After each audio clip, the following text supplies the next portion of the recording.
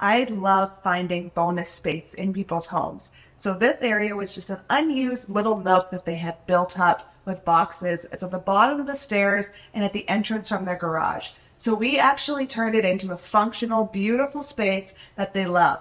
When they come in, they can put all of their things on these hooks, which are cast iron. And then we brought in this bench, which has another cast iron element at the bottom, and custom pillows that are a little bit textured and just warm up the space a little bit.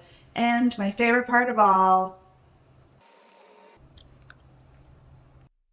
so when we brought in new furniture upstairs, the clients wanted a way to use the stuff that they already had. And so this table and chair are from their upstairs living room originally. We brought them into the basement and we didn't want them to just feel like they were placed here randomly sitting along a wall. And so we brought in these oversized picture frames and made a gallery wall out of them.